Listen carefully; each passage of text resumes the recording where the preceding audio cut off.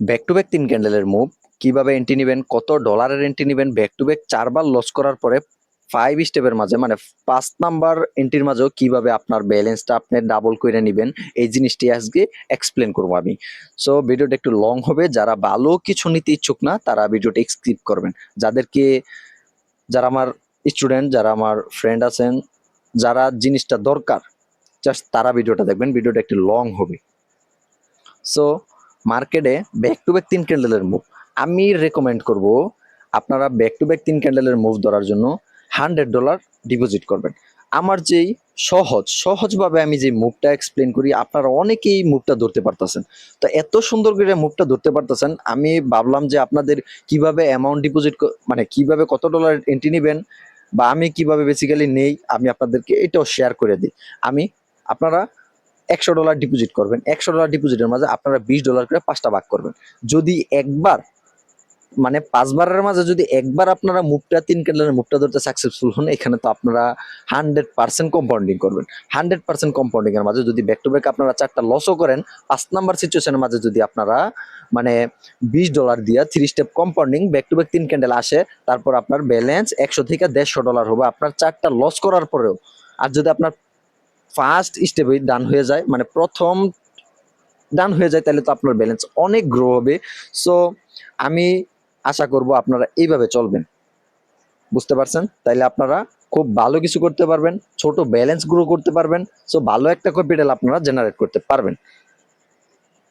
আমি মার্কেটে মুভ ধরে দেখানোর ট্রাই করি যে আপনারা এটা কিভাবে করতে পারেন।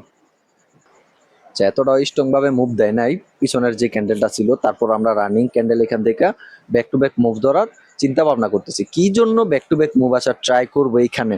কারণ মার্কেট একটা পাওয়ার জেনারেট করছে, আপনাদের চোখে না পড়লেও কিন্তু আমার চোখে পড়ছে। কি জন্য পাওয়ার জেনারেট করছে? এই যে এখানে পাওয়ার জেনারেট করছে। পাওয়ারের ভিতরে কি করে, এখানে যে সেলারগুলি আছে সেলারগুলির কি করবে, একজস্ট করবে। একজস্টের জন্য কি পাওয়ার জেনারেট করবে। এই যে পাওয়ার গুলি জেনারেট করছে, পাওয়ার কালেক্ট করবে কি, সেলারে পাওয়ার কালেক্ট করছে। সেলারে পাওয়ার কালেক্ট করছে, সেলারে কি উইকে একজস্ট। উইকে একজস্টের পরে মার্কেট এখানে লাস্ট ইফেক্ট দিছে, মার্কেট কই যাব ব্যাক টু ব্যাক আপ ডিরেকশনের এন্ট্রি হইব, এখানে ব্যাক টু ব্যাক মুভ আসবো। আমার নেক্সট এন্ট্রি আমি একটু সেট করে নেই। আচ্ছা, আমার ওয়ান স্টেপ ডান। আমি এখান থেকে আরো একটা এন্ট্রি নেব, আরো একটা এন্ট্রি আপ ডিরেকশনের।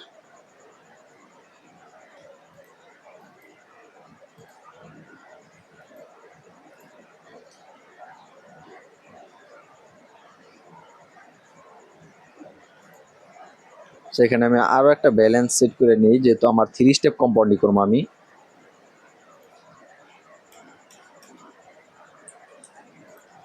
আমার টার্গেট কোথায়? আমার টার্গেট হচ্ছে এই লিকুইডিটি পয়েন্ট পর্যন্ত। বাট আমি 3টা ক্যান্ডেল ধরারই ট্রাই করব। মার্কেট কিভাবে মুভ করতেছে আমি বুঝলাম ভাই, আপনারা বোঝেন না কেন? মানে এত বড় একটা ট্রেন্ড, এত বড় একটা ট্রেন্ড সেলারের, আপনারা মনে করবেন যে ভাই মার্কেট তো ডাউন ডিরেকশন যাবে, এত বড় একটা সেল হয়েছে। কিন্তু না, এখানে ডাউনে যাওয়ার কোনো অপশনই নেই। মার্কেট ব্যাক টু ব্যাক আপে যাবে। এই যে যাইতেছে, কি মোমেন্টাম দিতেছে মার্কেট দেখতে পারতেছেন? এখানে কিন্তু আমার ব্যাক টু ব্যাক 3 ক্যান্ডেল চোখের সামনে, কিন্তু আমি এই ক্যান্ডেলটা নিই নাই কেন? কারণ আমরা কম্পাউন্ডিং করবো, আমাদের কনফার্মেশনের দরকার আছে।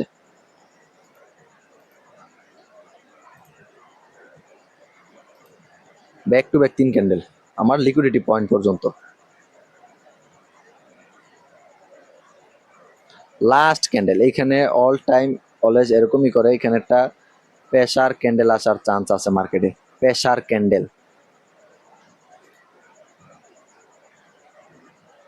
সো প্যারা নাই, market at the last time 3 ক্যান্ডেলের মুভ বলছি, 3 ক্যান্ডেলের মুভ আসবে। এইখানে কিন্তু আমার চোখের সামনে 3টা ক্যান্ডেল আইছে, কিন্তু আমি এই ক্যান্ডেলটা নেই নাই কেন? যেহেতু আমরা কম্পাউন্ডিং করব। এখন আমি যদি এই ক্যান্ডেল এন্ট্রি নিতাম, আপনারাও সেম এটাই করতেন। তো এখানে অনেক সময় লস দেয় যদি আপনার অ্যাকুরেসি ভালো না থাকে। এই কারণে আমি কনফার্মেশন নিয়ে ব্যাক টু ব্যাক 3 ক্যান্ডেলের মুভ ধরছি আমার লিকুইডিটি পয়েন্ট পর্যন্ত।